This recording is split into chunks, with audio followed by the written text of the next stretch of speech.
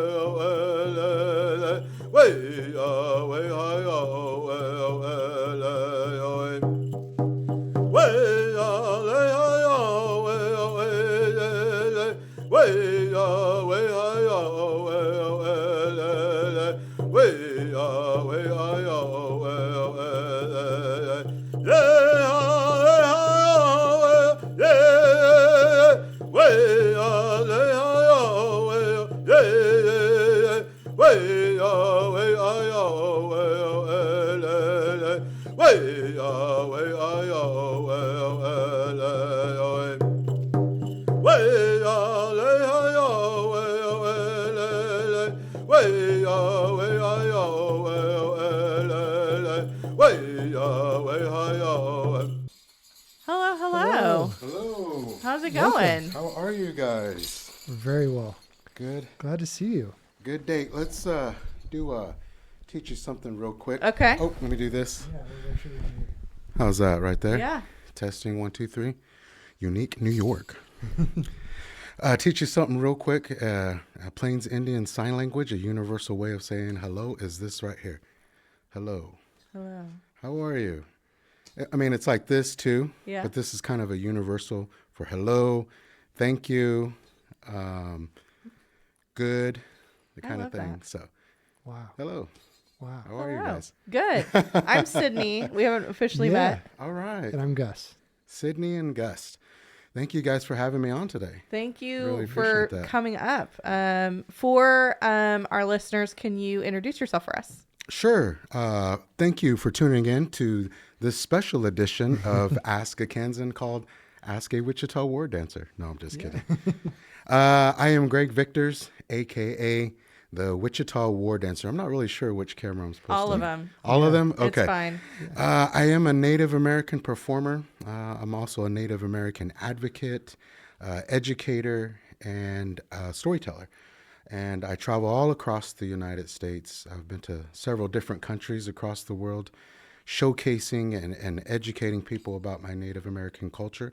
And I'm based out of my headquarters in Wichita, Kansas. Wow. Well, first thing I have to say is, you are by far the best dressed of any of our. Thank you. Yes. Thank you. 100%. Got to class this joint up a little bit. No, I'm just kidding. No, it's fascinating, honestly, to see your whole regalia. Well, when I do this, it's always a mission of mine to be able to let people know this is the real me. You know, it's a struggle for some of our Native people to walk in two different worlds. You know, and there's always this, oh, well, that's a costume. Well, no, it's not a costume. This is a regalia. This is traditional wear. And this is a reflection of my identity, who I am throughout my entire life, you know. And so this is just a representation of me, of who I am and the people that I represent. So appreciate those words.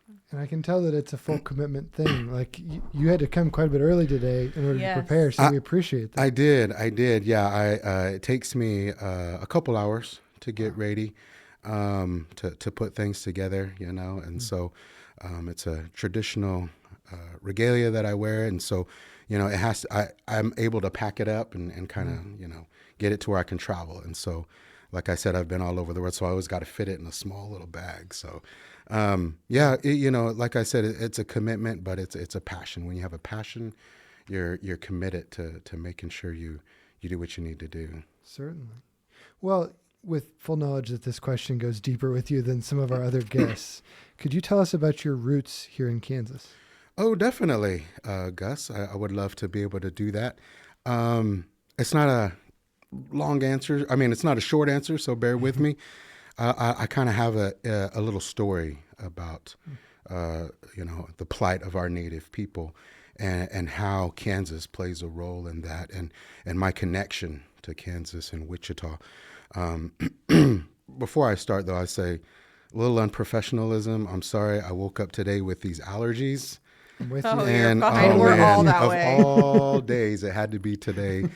I'm just kind of got some things going on, so bear with me. I apologize for all of our wonderful listeners out there. Please forgive me. But a little bit about our history and why I go into it is because, you know, in the public school system, American school system, a lot of people always come up to me at my shows and my events, and they don't know certain things, and it's like, well, you've been taught his story, you know, everything's different through his story. Well, this is our story, and so I try to tell people a little bit more than what they might have learned, no fault of their own in school. It's just what we decided to learn, you know, and I picked up that right away as a kid, you know, learned about the French and Robespierre's Reign of Terror and all of these things. And then we get to our section and it was like, oh, would this happen? And let's move on. You know, so I feel a responsibility to be able to share those things with the world. But back to your question, you know, a long time ago, there's researchers that have suggested that before colonization, before European contact, we were a nation of about 100 million people. And, you know, about that time, after colonization, there was, you know, the idea of America. And since that time, there's always been an Indian problem. And so it went in stages, each generation. The first stage was, of course, disease. And, you know, our people didn't do very well during that time. Then the next stage was termination, just straight out termination. At that point in time, Native people, Native citizens, we weren't considered humans. And so it was okay to get rid of us. But that was costly, you know, ammunition and just the amount of our people and population here. It was difficult to carry that through. Then came starvation and what that looks like, especially for our Plains tribes, the buffalo, you know, getting rid of the buffalo. Now our main food source is depleted and now we're struggling and we're all starving. And then after that came, you know, legislation and laws that were passed, the Forced Indian Removal Act in the 1800s. So let's displace these natives, put them on reservations, and, you know, and then that was another era. But in my opinion, you know, I'm not trying to rate, you know, this type of genocide, but my saddest one is the boarding schools era.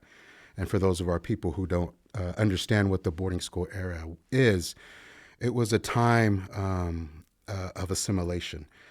There was an Indian fighter, retired Indian fighter, who had an idea of Indian schools, basically a vortex or a portal to where a native would enter and out would come a totally assimilated, acculturated American. And I say this is the saddest for me because it targeted our young, defenseless children. And it was legal during that time because there was a campaign, a United States campaign called "Kill the Indian, Save the Man," and it was to absorb the native but keep the man. And so that's where this came from. And so it was legal for the government to come to reservations and steal kids and take them off to these schools. Not, we'll see you back at Thanksgiving and you're going to get a break. No, this was, you've never seen your children again. Grandparents never got to hug their children again. And in these schools, they started popping up everywhere. And one of them was in Lawrence, Kansas. We know it today as Haskell Indian Nations University. And I tell this story because that's kind of where my story begins. In the beginning, it was like an institution. Then it changed for like the next 20 years, the purpose, and it became like a preschool, or it was like a elementary, then it went to like high school. But over time, society changed, and the errors were trying to be fixed. And so a lot of different leaderships took it over at different certain times. But overall, once we got to about the 70s, it actually became a college for Native students all across the country to go to school and receive an education. And so the Haskell Indian Junior College is what it was called. Before it was like an institution, a trade school, a vocational school. And so to kind of tell you a little bit about my tribes and the people who I represent, I'll kind of continue with this story. There was a young man named Juan, and he was a member of the Tohono O'odham Nation. Can you guys say Tohono O'odham? Tohono O'odham? Okay, let's try that again. These guys just had lunch. Tohono O'odham. Tohono O'odham. Okay, very good, very good. Now they were, I want to say a Southwest tribe, because right now the Tohono O'odham is in Arizona. But I'm speaking before the border. There's a border right now that goes right through the middle of our people, Mexico and America. But our lands originally were from around the Sonoran Mountains all the way up north part of Arizona. I know we all like to go hang out in Scottsdale and Paradise Valley and all those places. You see these beautiful houses on these mountains. Well, that's the original homeland of the O'odham people. And that's where a young man was from. His name was Juan. He grew up in a humble way. And when I say that, I mean he grew up in a home that was made out of cactus ribs and mud. And he lived on a dirt floor. And that was his life. And he was happy. He was a good kid. Went to school. Had a brother that went to the military. And then worked for the BIA, Bureau of Indian Affairs. And through that, he found out about Haskell. And about that time, Juan had just finished high school. And he was thinking about a future. And that part always gets me because this is a time before social media, internet. You can just pull it up and see what you're doing. This was unknown. This was uncharted territory for this young guy. But he wanted to make a life for himself. He wanted something different. And so he heard about this place called Lawrence, Kansas, and he wanted to get an education. So he worked and had a lot of fun, buying a plane ticket, a bus ticket, and a cab to get him to where he was on campus. And he started going to school there, doing really good. Same time, there was a young lady by the name of Sandra, and Sandra Mina, and she was a member of the Ponca Nation. They have a reservation in Oklahoma called White Eagle. And so she was just finished up high school, and she was a hippie. She was a flower child, enjoying her summer, having a good time. But she had dreams of being a teacher. She wanted to be a teacher, and she heard about this school as well. Went up there, joined every club that's in there. Anybody that got these old yearbooks can find her. Just really outspoken, really outgoing, and made a lot of relationships with the professors. And they said, well, we got a student here that needs a little help. English wasn't his first language, and you have a connection to all of these students. Well, that they ended up falling in love, getting married, both getting their degrees, getting married, moving out to Arizona, and those are my parents. And so that's how my story starts, Lawrence, Kansas. I was born in Phoenix amongst the O'odham people. But over the years, we kept having this relationship with the Poncas and Wichita, Kansas. My grandparents lived there. They moved up, a little bit before the war, but kind of during war times, there was a lot of jobs, a lot of employment that wasn't down in the reservation. And so my family moved, and my grandfather went to war and then come home, and then let's just put our roots here in Wichita. And so when I was in Phoenix, I was born and raised out there. And then, in our culture, we value our elders. We value them. We understand, sometimes situations call for your elders to be put in a care facility because you just don't have the means to take care of them. But we do our best to be able to take care of our families and make them a part of who we are. And, my grandparents got down a little bit, and we moved to Wichita permanently. And so I've been a resident there. Wichita's been my home. Let's round it to about 50 some odd years, and that's home for me. That's headquarters. I love the prairie life, and I feel attached to it. And so it's been great growing up and being a Kansan and enjoying my life here in Wichita, the prairie life. So that's my Kansas connection of why people always ask me, well, how did you end up here? And so that's a little bit of a history lesson, and then a little bit about me, how I got to be here. Thank you. That was a wonderful answer. Long way to get there, but. Give me just a second. Think about. Well, I could also add on to that. I also have another, if we want to go further back to my Kansas connections with my mother's people, the Ponca. I mentioned the Forced Removal Act and everybody having to move to reservations. And so there's always a misconception that the Trail of Tears was just for like Cherokees and Choctaws. But a lot of tribes had several long walks and journeys to their people moving on to reservations. And the Poncas were one of those. At the time of the removal, our Ponca people were, our homelands at that point were northern Nebraska and a place called Niobrara. And we were, after I think it was about 30 years of a treaty, then a broken treaty, then they sold our lands to neighboring Dakota tribes. And after all of these things, and instead of making things right, they said, well, you guys just are going to have to get out of here. And so we had a Trail of Tears from I think it was about a 600-mile walk. And it was kind of in the springtime. So treacherous rain conditions, a lot of flooding, a lot of mud, tornadoes even. And so about a third of our population we lost during just making that journey.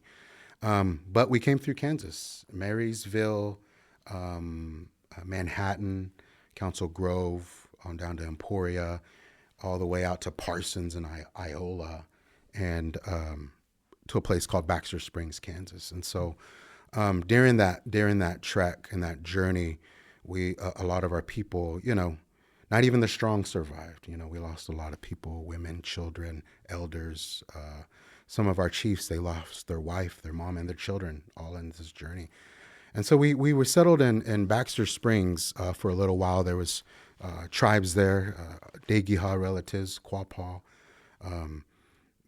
different tribes there. And I was told through my oral history that we almost ended up there just because the soldiers that have to accompany us, they themselves were completely exhausted, and it was costing a lot of money. But then the final word came from D.C. We're moving them to Oklahoma. And so, I have a deep Kansas connection because I feel that spirit here. There's really not words in English to describe, my connection to how I feel about things. And in Kansas, we have a deep spiritual connection to feeling spirits and feeling our people of the past, and their footprints are here, and we're connected to that. And it's almost, I don't know what you could say, like a metaphysical, supernatural feeling that we have connection to our environment and to our people that's been through here. There were a lot of tribes, at one time, the Pawnees and the Wichita, they had a huge civilization here in Kansas. And then you had other tribes like the Kansan, the Wajaje, and Kiowas, and just different tribes would come through Kansas because this was a resourceful area. Lots of rivers, lots of game. There was a buffalo trail that ran through the western part. And so I feel connected. And I think that's one of the reasons why I love Kansas so much, is because I feel connected to my ancestors. And I'm going to admit I'm kind of a Star Wars nerd. You Hey, know, me and you are going to get along great. I know we got some Lord of the Rings fans here as well. That's me. But I saw a meme not too long ago, and it said something like, "Being a Native American is the closest thing to being a Jedi," and that just really hit, because it's this force, this living thing around us that binds us all together, and we feel connected to the earth and the wind and the sun, and we're just connected to this way of, and it goes all the way through the plains. And when I'm back with my ancestors in Arizona, I feel that way with the saguaro and the desert and our mountains. And so there's this deep connection there. And so I like that. Wow, beautiful. This episode is sponsored by Renaissance Cafe. Serving Northern Italian cuisine prepared with a fresh, contemporary influence, the Renaissance Cafe is one of Kansas's favorite restaurants. Whether you're planning a romantic dinner date, a family celebration, or an intimate meal with friends, the Renaissance provides a unique dining experience with an old-world atmosphere. Open Thursday through Saturday evenings, the Renaissance Cafe is located just south of Salina in Assyria, Kansas. Visit renaissancecafeassyria.com to book your reservation today. One of the things we talk a lot about on this podcast is the beauty in Kansas, and how it's, in some people's minds, a subtle beauty that has to be uncovered and discovered. Yeah. But I think you put great words to that beauty just now. And that was, oh yeah. I think it's just the sign of the times. People have to be entertained. They have to see something. Yeah. It's got to do something. It's gotta, we live in a world that's fast paced, and it's got to be grand for us to appreciate it. But no, the way you're out on the prairie, you see the wind blow. It's gorgeous. It's beautiful. You see the sunset, and you see morning, or you see the morning sun come up. You see the dew just on a flat piece of prairie. It's gorgeous. I'm a spiritual person, and that's our Creator's creation. And every morning we're reminded about that. We get in our grind every day, get to work, get to hustling, get to moving. But sometimes we need to stop and look at these gifts that the Creator gives us in our life, and how special it is to not overlook that, And so that's what I love about it. I think that we have many blind spots as people that are not native to this land. And I think one of them is, and you've touched on it already, but is the differences between different native populations and different tribes. And so I'm curious, as you interact with tribes that are not, ones that you're from, you have shared experience with them, obviously, being persecuted similarly. Yeah.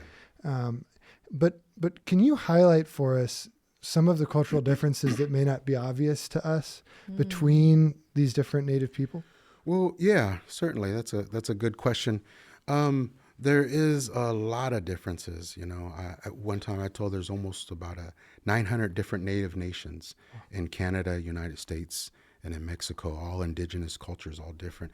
But I think the misconception is that, they're Native, so they all know each other's language, we know each other's custom, but it's definitely not like that. There's so many differences when it comes to religion, when it comes to spirituality, when it comes to our language, and just different customs, And so I, fortunately enough, grew up in a traditional family, Ponca family. And what that means is, we spoke our language, we practice our religions, we know our ceremonies and customs. And so I've had an opportunity to be groomed in that way. And so one of the parts of that, I also was raised by my grandparents in our Ponca tradition. It's like customary for your newborns to be raised by your grandparents. And so I learned a lot, and they were always going. And when I mean going, they said, well, this is our Ponca traditions, but we have neighbors over here. Let's go be with them and make relationships with them. And so I started to learn a lot about different tribes and different customs and different ideologies from different places. And so we'd pack up and we'd take a trip. We'd go to the East Coast and we'd learn things about different natives from the East Coast. We go to the Southwest, or we go up to the coastal region. And these are all different things, and beautiful cultures, but it's all very distinct, and like I said, it's a misconception that we're all alike. We all have the same thing. And even in my tribe, they're two different tribes. They speak different languages, different dialects, different customs, different religion, different beliefs. And so, not only did I grow up having to walk in balancing two worlds, but I also had to balance both of my tribes and my people. And so, but you do it because your ancestors went through so much. I told you some of the atrocities and some of those things. And yet we're here, we're still here, So back then our ancestors were brave enough to take this underground, to do things in secrecy and have a secret culture and do these things, because a lot of these, speaking your language or doing what I do right now, I in the old days, barely 100 years ago, I might have been prosecuted for it. I could have went to prison or even, killed for practicing my culture. And so I think our old ones knew that eventually someday society would change its mind about us. And I think they preserved it and just passed it along as much as we could over the years and over the generations, so that we could do what we're doing today, so that we could have a Ponca on Aska, Kansan, and I believed that they thought of that. We're a resilient people, but we're never down. We go through a lot of hardships, but we're never down. We keep getting back up. And I think that has been the biggest part of who we are and why we're still here as people. And I'm always proud of that. But back to your question, a lot of differences, a lot of different things that are beautiful, and you do your best to try to understand. Like I said, I travel coast to coast, and so I'm always learning. I'm always learning about different cultures and different customs that our native people have. And even more than that, I've been to about 4 continents all over the world. And there's always some indigenous culture wherever they're at. And it's so interesting to me how alike some of our indigenous cultures are, how we share certain things with the Aborigines of Australia and people like that. So it's beautiful. It's something that connects us. We got these things that we're all connected through, but we find those beautiful parts of who we are as a people. Wow. Where do you think your passion comes from? It comes from my ancestors. Yeah. I have we grew up in an environment where, my elders, they always were always passing this along. And I think it goes back to what I just got done talking about. And I think that is my passion, because I feel a responsibility. I feel it's my job now to teach this out to the world. And doing what I do as a native performer, Wichita War Dancer, this gives me the opportunity to share that culture and to be able to explain things to natives, to give them that courage to be who they are and to never be ashamed of their culture, but at the same time reach non-native people and say, this is who we are, we've always been here, and this is how you can include us in society. And so my passion and drive come from just the sacrifices that those ancient ones went through. They paid an ultimate cost. They paid a significant price. They had to endure so many things. Like I said, imagine getting your kids taken away from you, never seeing them again, or being removed from your house, just pulled out of your house today and moved to a different place that you don't want to be. But yet they knew, they kept this going, and they knew someday somebody would accept what we do. And so that's why I feel a responsibility to be able to get out and do these things. I'll take a drink of water. Yeah, please. I'm going to do this really fast.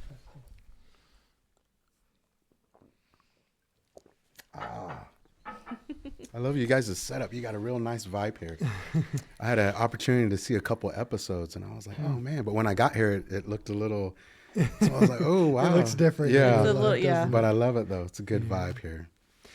So we've talked a little bit about the big picture, but I'd like to focus just a little bit more for a minute on you. Could you tell us kind of the story of Wichita War Dancer? How did you get started on this path? Oh. And what were the developments along the way, and where you're at today with this passion of yours?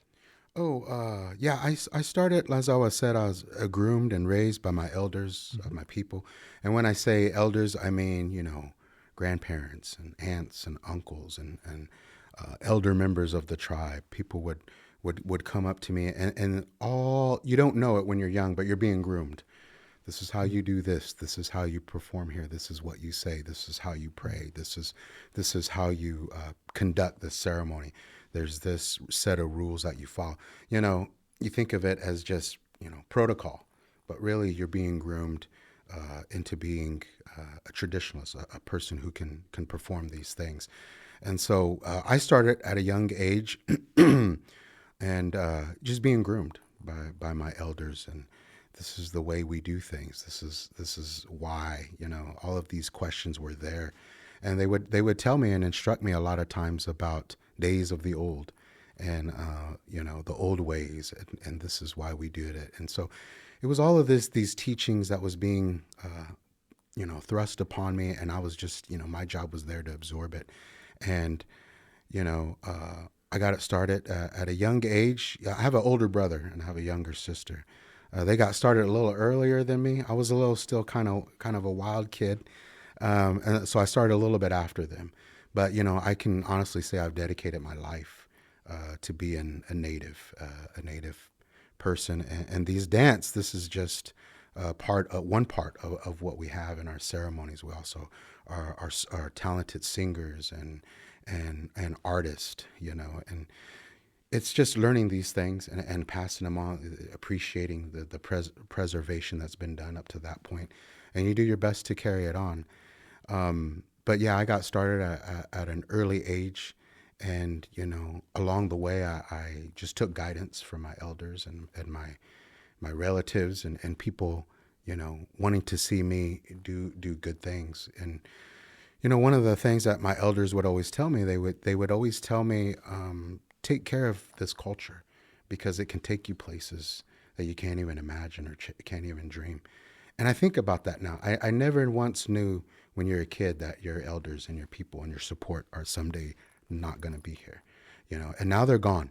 And now I think about it, and now I think about them, and I'm always recalling, what did they tell me? What did they say? How would they have handled this?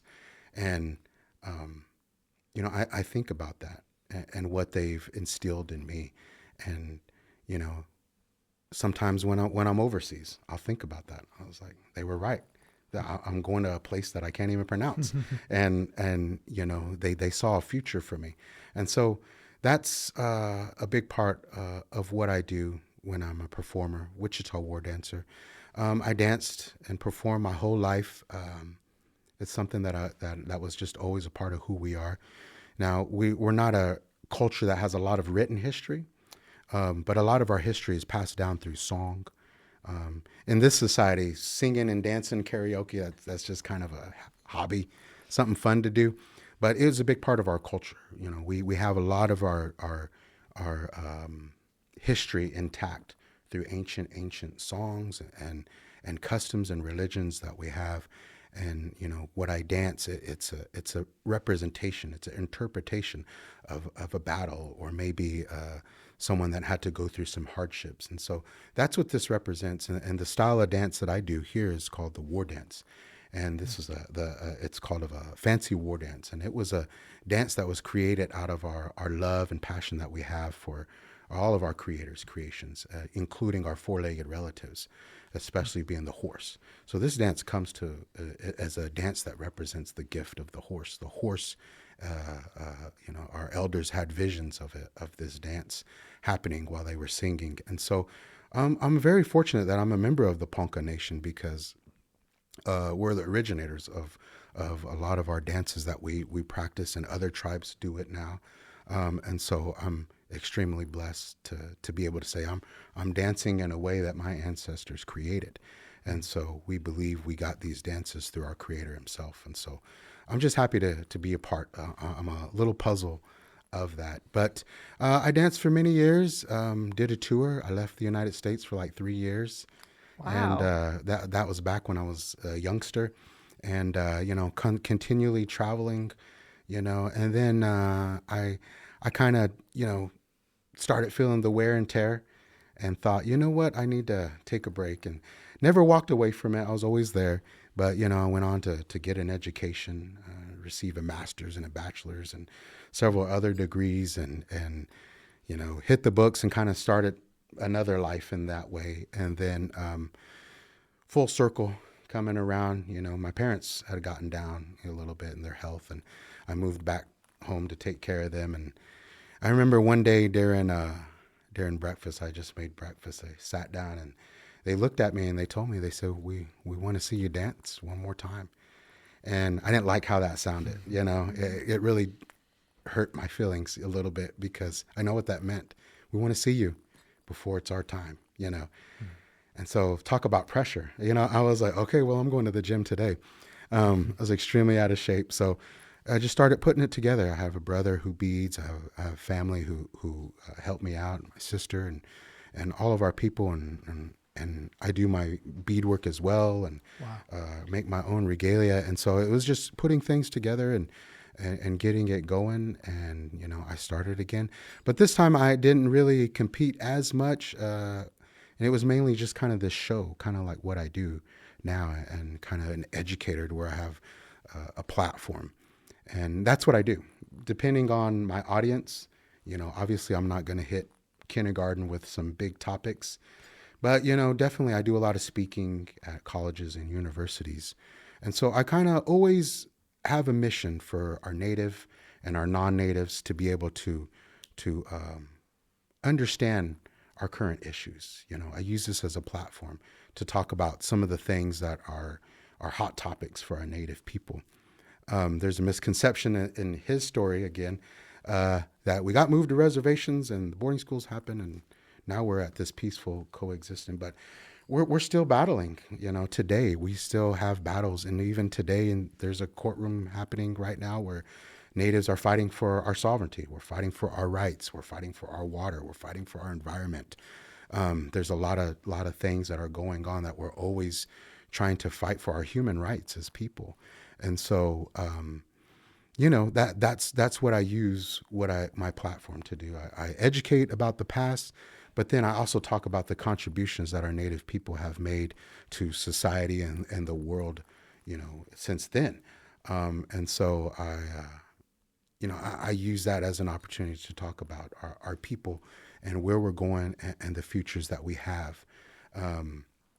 We still have some tribes in this country who are living third world, and they need a lot of help. But we also have some tribes who are doing extremely well, and they branched out of gaming, and they're in own native enterprises, and they're doing big things in tech and energy and different things. And so there's a lot to talk about when it comes to our native people. And so I just kind of go out and I do a performance, and then I educate, because before I used to just do dancing, and people were I felt like they weren't getting what that is. And so I dance, I'll perform, and then I talk about, something that's there, historical areas. Then I'll perform a little bit more, and I talk about the symbolism of my regalia. And then I talk about, and it depends on why I'm there. I remember one of my favorites was I did a military base. And, I have a great grandfather who was an actual Ponca code talker. And so I got to address them about the military and the stories I heard from him as a Ponca code talker. And so, I just love sharing those types of stories. So. Can you tell us what the symbolism is of all your regalia? Well, let's start with, like I said, this regalia represents the horse. So this is supposed to be a dance of the horse. So you see what I have here, kind of like a Clydesdale. It all is a representation of the movements of a horse. So life before the horse was extremely difficult. So once horses came to us, we thought of it as something that was great and grand and a wonderful gift from our Creator. And through that, this dance was created, the speed, the agility, and the courage. People who have experience with horses, they know horses can be spooked, and they're, So imagine the courage and the bravery of a horse that's running along 10,000 buffalo and hunting or running into a battle or having to be able to do things in harsh conditions, weather conditions. And so that's where this dance was created. It's a dance that I do. But some basic things about my colors. what do you think of when you see these colors, red, orange, and white? Well, what comes to mind? Sunset was something I thought of. Let's give a round of applause over here. No, that's exactly what this is. These colors represent the sun. And whenever I'm doing a show out here in Kansas City, or in Kansas, people say, Kansas City Chiefs. Not going to lie, that's going to be my answer. That's just a coincidence. So if they're listening, they need me to come perform at their games, let me know. No, I'm just kidding. These represent the sun, and they're the sun to our native people. That morning sun is what I'm talking about. Those deep colors of red and orange and purple and pink, and that's the most sacred time for our native people. It's a time where we're all praying, we're all harnessing our energy for the day. It's a time where we're giving energy and sacrificing prayers for people that might be sick in our family. And so it's just a sacred time in our ceremonies. It's the time where the sun, another misconception is that we have a sun god and we have a river god. And for a lot of our Plains tribe, that's not true. A lot of our natives, that's not true. We just have one creator. But we respect certain entities in this world as a being, like a son as the grandfather, or the water in the streams as a woman. And so we believe in these things. And so we believe that the sun is the strongest in the morning. And that's when you ask, the creator during this time with the sun to help you throughout the day, because the sun has a big job. It wakes up the world. It just doesn't wake up, certain animals and people. It tells the plants and the vegetation to awaken. It just wakes up the world, and it has to be super strong to wake the world up. And so that's why I use these colors to represent the morning sun. This headdress that I have was typical Plains here in this area. A lot of different tribes use this headdress. It's made out of porcupine quill and deer tail. And so, but the most important part that I have here are these eagle feathers. Now, the eagle is our most sacred messenger to our people. It's the most sacred entity. It's a way we create, or we speak to our creator. It's what we use in our religion and our ceremonies to have a direct link to our creator. And so that's why we have eagle feathers on our head. And so this regalia, like I said, was created by me and a brother and just different people that helped me out. And it's really a passion for what you do, bead by bead, stitch by stitch. A lot of this comes together, but it takes about 3 years to make a regalia. So I'm constantly working, constantly sewing. I get excited over fabric sales, things like that. So you're always working, you're always fabricating, but it goes back to passion. It goes back to loving what you do and having a responsibility to your ancestors to make sure these things survive and continue into the future. Ask a Kansan is sponsored by Cohort Digital, your partner in media strategy and advertising placement. From social media, search, and streaming video to billboards, magazines, and broadcast TV, the experts at Cohort can help you navigate the ever-changing advertising landscape.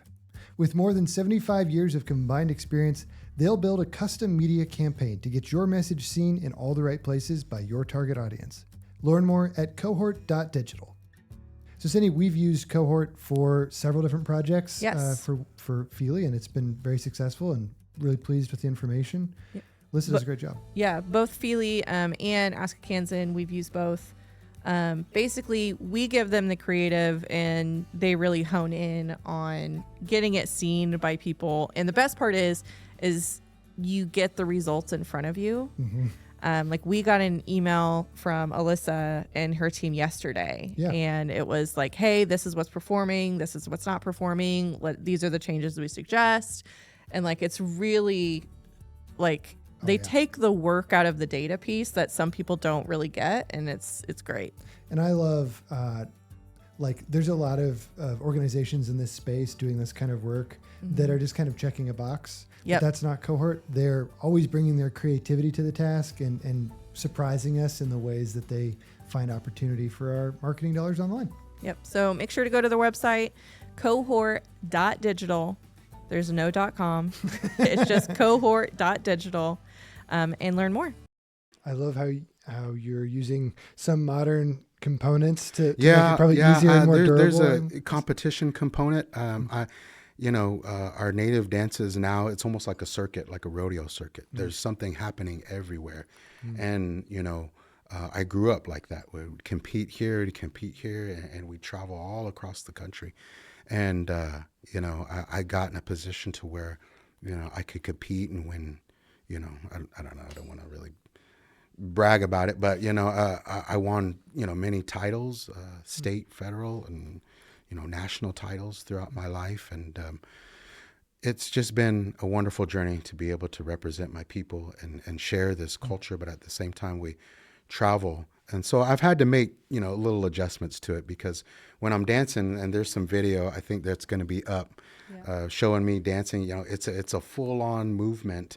And so some of these things have to be really, really secure. The dance that I do is kind of a young man's sport.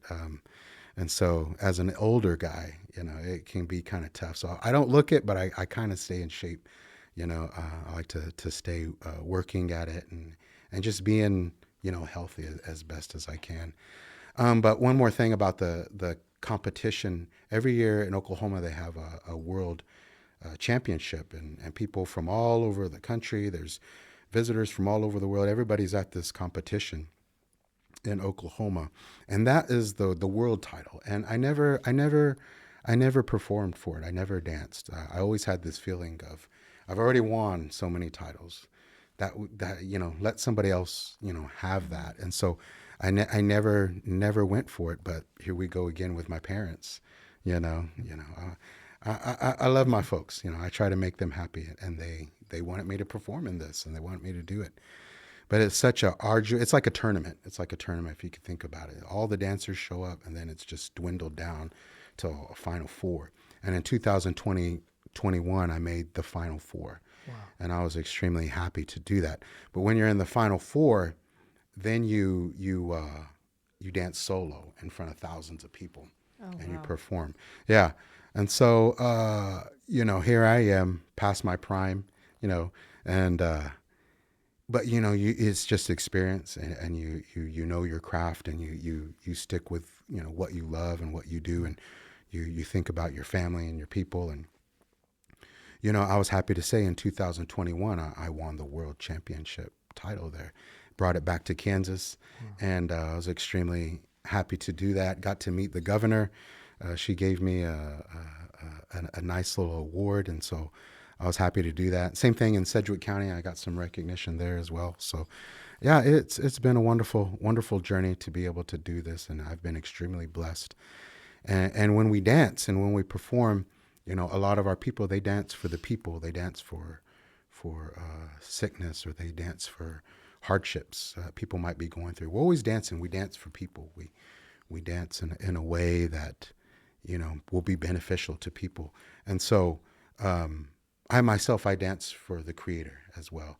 I imagine the Creator giving me this gift in life, and I could have easily turned away from it, but I didn't. I went right with it the whole time. And so I perform in a way as if the heavens are open, and the Creator, Wakanda, is looking down upon me, smiling and happy that I've done this craft as long as I can do, and will continue to do as long as I can. For listeners of our podcast and people that have seen you or will see you dance in person, how can they show their appreciation or respect for what you do? That's a good question. How can they respect or show appreciation? I would say just, learn to live with our people in mind.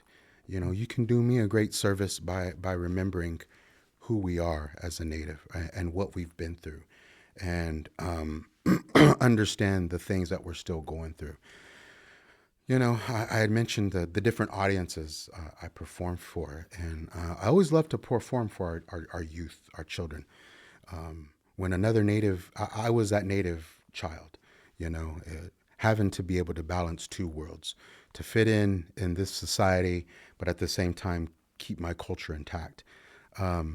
So it's a wonderful blessing to be able to be an example for our Native youth, and and to be able to show them there's a way that they can balance both worlds. But at the same time, it's just as important for our non-natives students as well. They can benefit from seeing my show. They can benefit from having me come to talk to them, just by understanding. We're in society, here or anywhere else. When you don't know something, when something's foreign to you, it can be kind of scary. You don't know what to expect, and I think that has been the problem with some of the things that happened to our people in the past. Instead of looking at the accomplishments and the potential that we had as people and the way that we can help, things could have been different if there was a little more compassion and humanity for each other. And so I love reaching out to non-natives and just like I said, our children, because our youth are extremely important to our native culture. Our elders and our youth, our elders and our youth is so important. And so when I perform for our youth, I'm not just looking at them, I'm looking at their future. There's going to be a governor out there. There's going to be a mayor. They're going to be possibly a president. And I want little Joey, who's going to get a bill. He's governor, and he's going to get a bill concerning our native people. And I want him to remember, hey, I remember this native person that came to my school, and he talked about what they're going through. This might not be a good idea for him and his people, and I want him to, be able to make those decisions with our people in mind. Or maybe Angela's going to be president of the United States, and something's going to cross her desk, and she's going to say, you know what, I remember this native guy coming to my school and touching me in such a way that I'm not going to sign this, and it's going to harm his people. And so I also have a little bit of an ulterior motive. I'm trying to reach a generation to understand us and to help us in the future. And so just building this world, to help our people, and it's I believe it's beneficial for whenever I have the opportunity to come out and perform, and just kind of have those thoughts that if I can at least touch one person, that might be the only person that can make the biggest impact for my people. One of the things I gripe about a lot on our podcast here. Gripe? Let's do the gripe session. is misrepresentation of Kansas in popular culture, on movies and TV. And it strikes me that the feelings I have about Kansas are probably magnified in the representation of your people in popular culture. And so I don't necessarily want to continue to gripe on it, but I want to ask you, what can creatives, what can artists and filmmakers and authors, what can we do to better represent you? Basically what you're doing today, having me come on, giving me an opportunity to address your audience, sharing your wonderful, beautiful studio with me to be able to talk about some issues. You've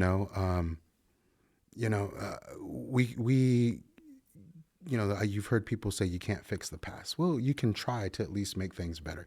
And what you're doing with Ask a Kansan, this is a good example of that.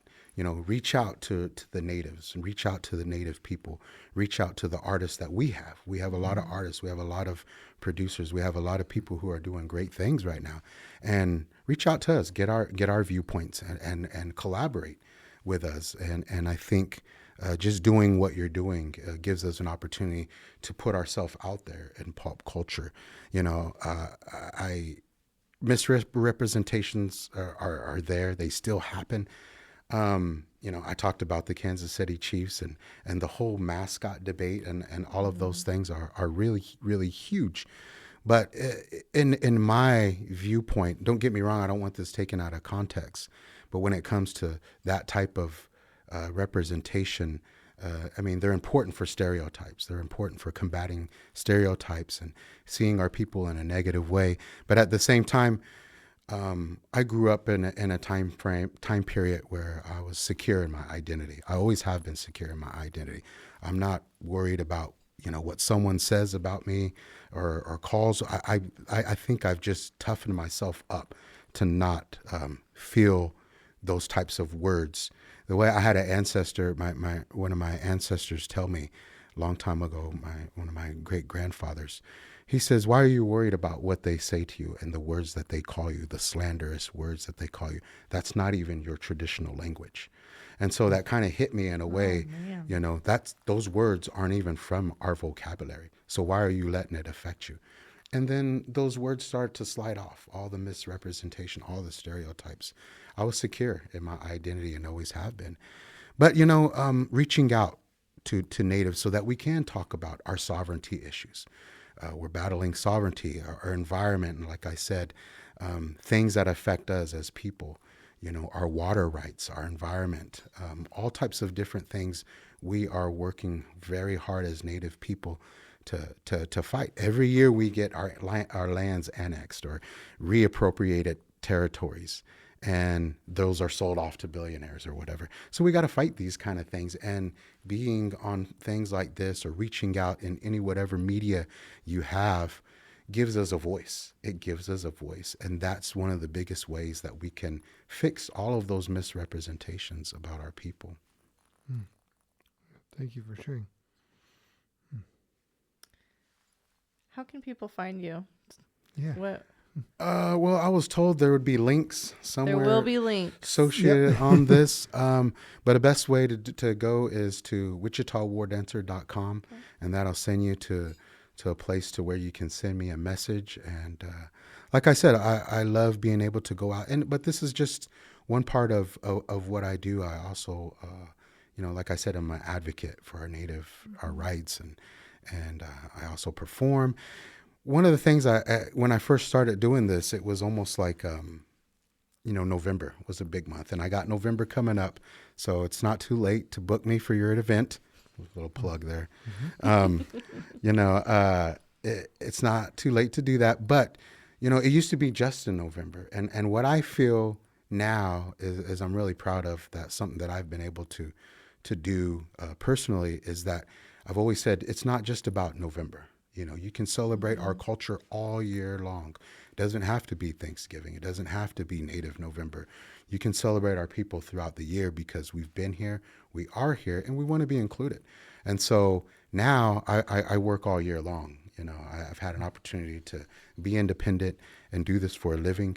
And so, I'm booked for festivals. I'm booked for events that will, people will reach out to me. And that's all it is. Just if you have an event, just reach out to me, and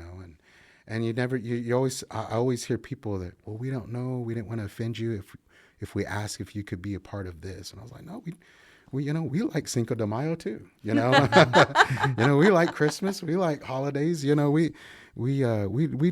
love to be included. And so, just this year, it's like I'm constantly busy now throughout the year, and I like that. I like to feel like I've been able to convince people that we have a beautiful culture. We're year round, and we have a lot of knowledge. We have a lot of ability to be able to showcase our Native heritage in a way that's positive and full of energy and full of knowledge. So, yeah, it's been a wonderful time to be able to do that. And like I said, I'll do this as long as the Creator wants me to do this. So we had this is kind of a tangent, but let's go on a tangent a couple weeks ago, maybe a month ago, it seems like yesterday, we were able to have Dr. Shield Chief Grover on, and he's part of the Pawnee Nation. Yes. But he's a professor at KU. And so one of the things that really resonated with me out of his conversation was,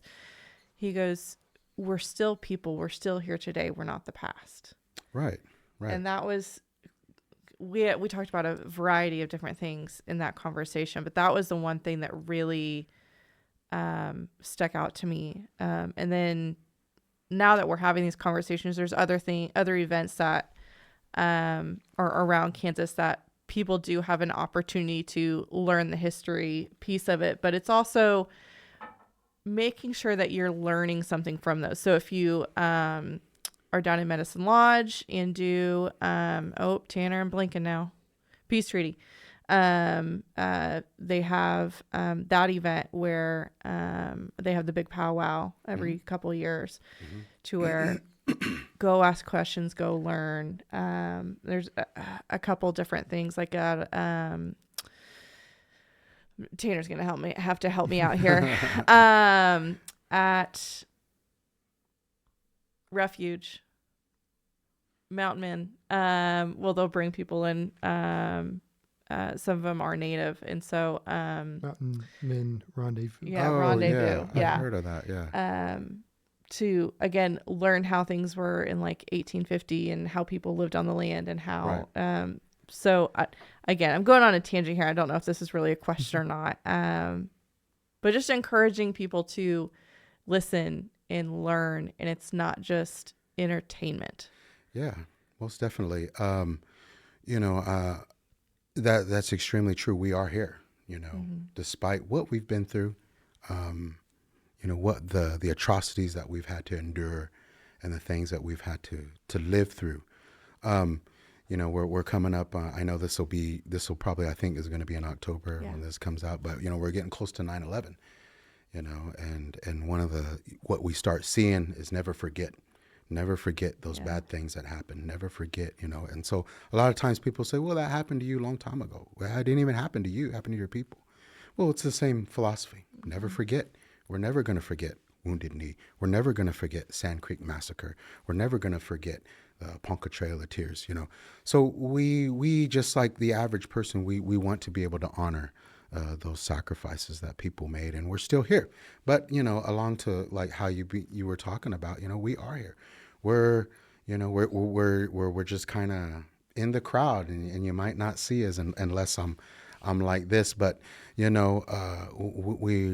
we're average people. We love to go out and do things. I myself, big Sinatra fan. I love jazz. I love being able to put on a nice suit, and I just enjoy my life and like to do things out in the world.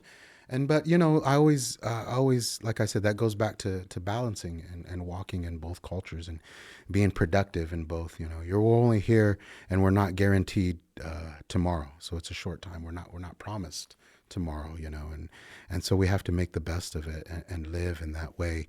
But yeah, I really encourage people for events that are coming up and to reach out to the Native people. There used to be this it's almost like Native people we don't want to offend them, so let's just leave them alone. Well, we don't want that either. That's almost just as offensive. We want to be sensitive, and we don't want to offend them in some way, so we're not going to invite them. So I get that a lot. Well, I wasn't sure that this would be something you would be interested in. I'm like, yeah, anything we can put our Native people and out there, then it helps people understand us more.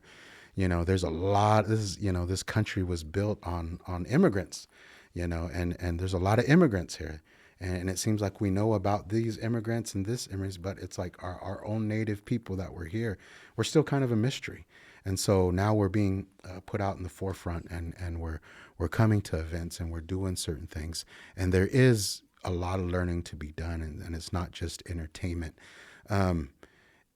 It's a big part of our culture that we're recognized as our contributions. Like I said, the code talkers. I'm a descendant of one of our great chiefs, the Chief Standing Bear, who won a pivotal case. It was the first Native American to ever take a case, writ of habeas corpus, and to the court, and won the very first United States court case as a Ponca, proving that all natives are people. We're just people. That's all we were fighting for, that we are human and we were subject to be protected under the Constitution. And so we have a lot of different things that we can be proud of as Native people. And so, yeah, have that opportunity to showcase our Native culture and our Native people. And, it's a wonderful, beautiful time to be able to do that. Well, thank you so much for taking so much time to be here with us today and showcase who you are and tell us more about yourself.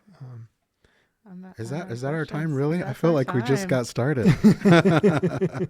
We could probably be here for another hour, Yeah, but I think I only got halfway through my questions. I was like, I got all ready to go. Now this is it. No, I enjoy it. And like I said, you guys, I'm extremely proud. And I know he's not here on camera with us, but Tanner, is a part of this program. Mm-hmm. And he reached out to me, have a little relationship with him. We've been working on several projects for the past couple years, and the guy's really talented. And so when he asked me to do this, I was like, yeah, put me on the schedule.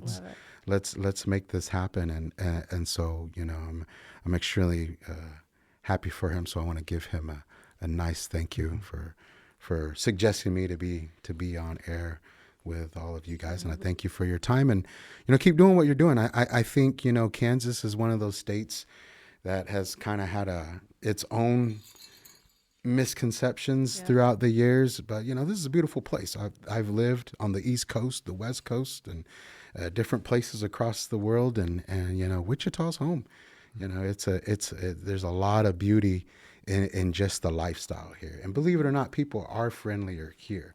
I tell people that all the time, and they're like, really? I was like, no, Kansans they're friendly people, and so everybody has conflicts where they're from, might not like the politics, might not like the way things are being handled or this.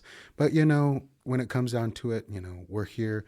And the way I see it, I was put here to be able to do what I do. And I do my best to be able to represent Kansas and our Native people just all over. So thank you guys for having me on. And it was a good time. Thank you. Yeah. Want to spread your organization's message across Kansas? Consider becoming a sponsor. Ask a Kansan has a unique focus on Kansas and its people. By sponsoring our podcast, your organization can reach people from Canaredo to Kansas City, Wichita to Washington, and all the great places in between. We have a variety of sponsorship packages available to fit your budget and needs. For more information, visit askakansan.com/sponsorships or call us at 785-571-9507. We hope you enjoyed the conversation with Greg, the Wichita War Dancer.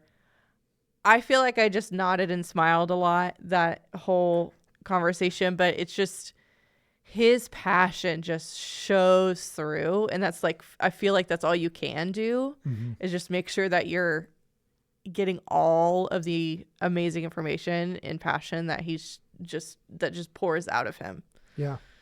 It struck me that there's a lot of cultural differences in the way we communicate. Oh, yeah. And I got that both from the details of what he was saying, but also how he said it. That, he kind of encircled the topic and kind of looked at it from different angles in his conversation. Another thing that kind of struck me from that was, I don't know how many conversations I've had with Native Americans, to be honest with you, and the realization that we're both humans, but it's weird to say this, but his ancestors were here much longer ago than mine. I don't know how else to say it. I just don't think about that very often. That I don't think of myself as an immigrant, I guess, but compared to him, in some ways, I feel like I am an immigrant. Yeah. I don't know much about my family history other than my grandpa was, half Syrian. My dad, I think, is some type of European, because I have a lot of adoptions in my family. But it's just something. I think it's more of an educational thing for me is, and he touched on this a little bit, and we touched on this a little bit too when we talked to Dr. Carlton. Yes. Is the history that we're just not necessarily not taught, it's on purpose or anything. It's just, it's not covered in your normal. We have a blind spot. Yeah. In your normal education, especially I feel like in Kansas and in the Midwest and in the Plains. I'm sure it's like that also on the coast, that there's stories and histories that we have zero idea about. But in the Plains, there's so many other stories that we just don't know about, just because it wasn't part of the educational system.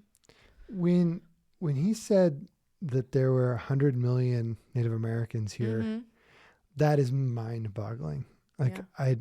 I think we have this, I think I've said this on the podcast before too, that when European explorers and settlers came to the United States, they had preconceptions about what they expected to find. Yeah. And in many ways, what they found far exceeded those expectations. Like there were, especially in Central America, there were civilizations that they visited that were far more advanced than the ones they left in Europe. Mm-hmm. And I just feel like we have so much to learn, and I'm so eager to learn more. Yeah. I hope you enjoyed that conversation. Again, look in the description below. There'll be links. We'll link all of that information. So, hopefully more conversations to come. And we say this a lot, but if there's conversations that you think we need to have, be it with another Native American or another culture that group, we are just not aware of, to be honest. Yeah, we love it when people point out our blind spots. So talk to us. Okay, I see a where in the rectangle on the screen. Yes, indeed. We have a where in the rectangle for you today. I'm going to flip my paper over. And I'm changing things up today. So today's theme is made in Kansas. And rather than have you guess where things are, I'm going to give you 3 clues. And then you're going to have to tell me what the product is. Oh, no. That's made in Kansas. Okay. Okay. Are you ready in there? Cool. All okay, right. Here we go. So round 1.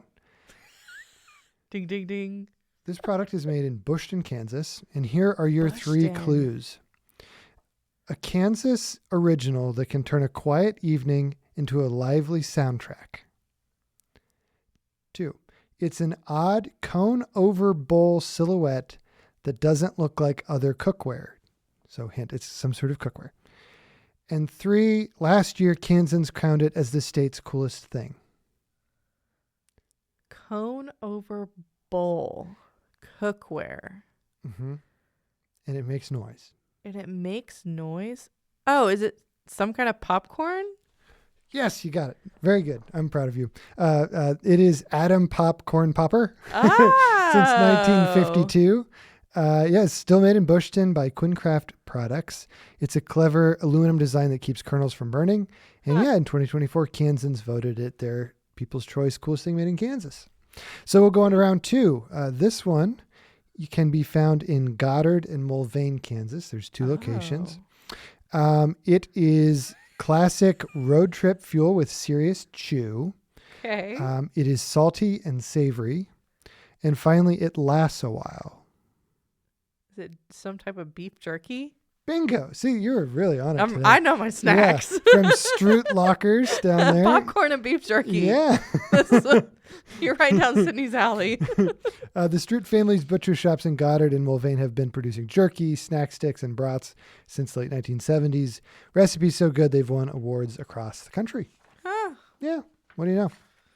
And I see you didn't bring samples. So I'm so sorry. This came together today, so I didn't have time to just run down to Mulvane. So sorry. Next, round 3 takes us to Wichita. Oh, no. This is found at the very front of an airplane, not for looks, but for lift. So that's 1. 2, sometimes the pitch adjusts automatically. Sometimes it's fixed. And number 3, without it, an engine makes a lot of noise, but goes nowhere fast.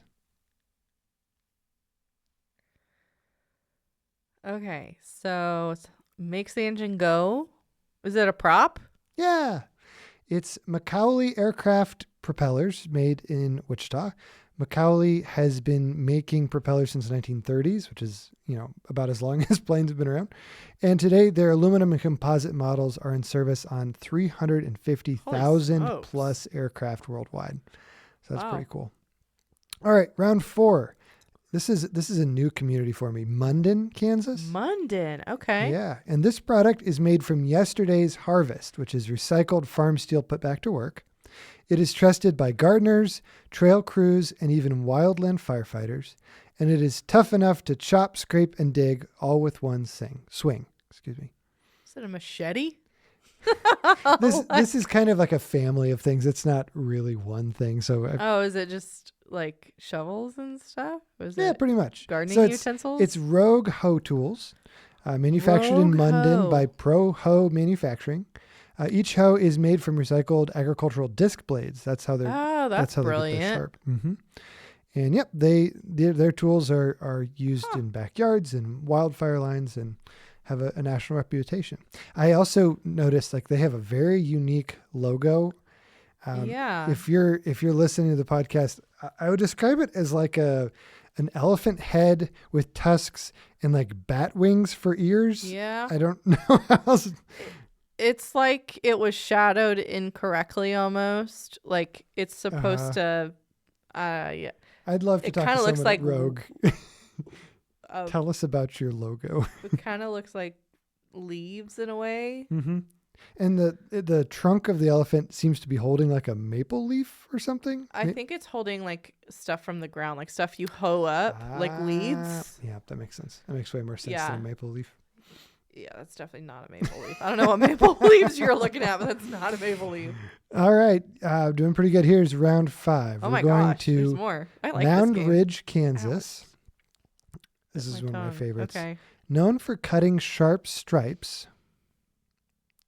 steered with 2 levers, and its name makes you think of something small and jumpy. But this machine definitely isn't. Okay. I feel like I'm a riddle master now. Yeah, this one is hard. Cut stripes, 2 levers, but bouncy, has a bouncy name. I want to say it's some type of like Mound Ridge. This is something I should know. You definitely know this. I've just gotten creative with my clues. Yeah, because it's not coming. I'm going to give you a 1-word hint that should fix Okay. it. Lawn. Lawn? Oh, I'm assuming a lawnmower. It's grasshopper. Yeah, good job. There you go. Grasshopper. Which I have to admire Grasshopper for sticking to their guns all these years. Their That's product a logo. Well, yeah, their logo and their product design I'm sure it has not gone progressed anywhere in 70 years. but their color scheme and their basic look has not changed. It is very consistent. And I think they have a really good reputation from what I hear. So there you go. You have it. So there you have it. A popcorn popper, road trip jerky, airplane propellers, hose made from Kansas farm steel, and mowers tough enough for big league fields, all made in Kansas. And that's your Where in the Rectangle for this episode. Well, awesome. Okay. Yeah. Did you have anything for today? I have my flowers. Here. You're going to have to tell our audience about your little hobby here. So I have talked a lot on the podcast, try not to put these directly in front of my face, about my ditch flowers. So it is fall, which means all of the sunflowers and yellow flowers are out. But here I want to point out, so if you're ever on a country road, there are different types of flowers. Do I know the names of them? No. Do I notice them? Yes. So, for instance, not all yellow and brown flowers are sunflowers. For instance, this little guy, you see how his petals, her petals, I don't know, are pointy in shape rather than rounded, like our little friends over here. Different yellow and brown flower. But this little guy, let's see, these little guys are, where'd you at? Are rounded on the ends. Or am I pointing to the same thing? I might be pointing. There is a third type. No, okay. So these are pointy and long. These are pointy and long. These are a little rounded and long. But then you have your normal, like, traditional sunflower, which is short and rounded. Mm. So there's 3 different types. Silphium. That I don't know. We'll have to take a picture of it, and we need biologists to come tell us. We need flower people. Who are the flower people? Horticulturists? There you go. Yeah. That's what we need. And then obviously I like picking all the tall grasses and the grains and all the fun stuff. I have zero idea what these little purple things are called, but I love them. Mm-hmm. One of these days I will learn the names. It's not going to be today. I want to I said in introducing this that to introduce your little hobby. It's a beautiful hobby and you do a great job with it. And it's my little ditch flowers. It's cool that you find these things in ditches underappreciated and make something really I was great. picking some this past weekend. I was telling this story to everyone. I'll tell it to the world now. So I was on my way to from McPherson to Salina. I decided to just take a couple back roads to see what I could find. because I knew stuff was blooming. And so I ended up right next to this farmer's house. Did not realize I was next to his house. When he comes out on his ATV, looking at me real weird in the ditch of his freaking field. And I go, I'm sorry, I'm picking all your flowers. He goes, baby, those are weeds. And I was like, well, they're flowers to me. He goes, pick away, and then just leaves. One man's weed is another's treasure. Mm-hmm. A couple of things that I have learned while doing this. Make sure to shake them out, or you will get some critters in your car that you're kind of stuck with that you can't get out, and it freaks your kids out. I have brought home giant grasshoppers before on accident, and some fun spiders and other bugs. So if you decide to do this, be very careful with where you park. And if you're seeing lots of signs around that are saying not to be careful where you go. Yeah. Pay attention to what's going on. Don't just oh, this is a pretty flower. No. But pay attention where you're at. If you do create something like this, please send us a picture, because it's great to see what's possible Also, you can start getting seed packets for perennials now. I think there's some that you can plant in the fall to where they're ready in the spring, and then you can cut your own flowers in your own front yard. That's what I'm going to start doing next year, because I'm over buying flowers. I'm perennial all the way. Nice. I'm done with it. I have two random flower-based tangents. Hannah and I, for my birthday, since I'm a huge space geek, we went down to the Cosmosphere. Yeah. And when we were there, we saw a documentary about the monarch migration, which was unbelievable. It was an older documentary, but beautiful. And so it kind of got us excited about having a butterfly garden. And so we planted one. And the farmers out there are going to hate me, because we did plant a little bit of milkweed, which is what the monarchs, that's the only plant the monarchs will lay their eggs on, which is just crazy. Or place their cocoons. I don't know one of the things.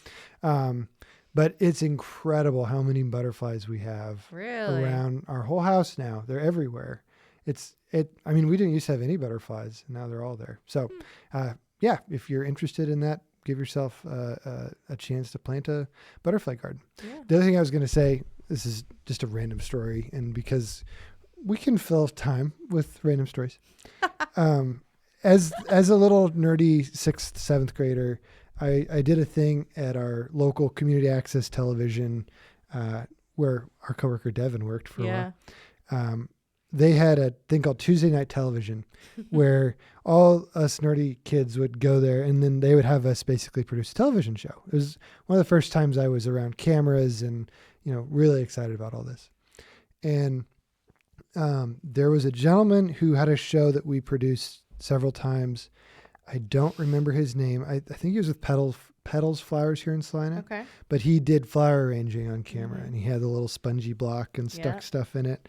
So every time I watch somebody arrange flowers, like I watched you work on this a little bit earlier, I'm reminded of that time in the movie studio or the TV studio. Yeah. So sorry, that's my ADHD brain coming out. No, it's all good. All right. Well, that is our time for today. Thank you if you've lasted this long. Make sure to like, subscribe, share with someone. The best way you can support the podcast is tell one other person about the podcast. It makes all the difference for conversation. Us. Yep. We'll see you next time on Ask Kansan. Bye.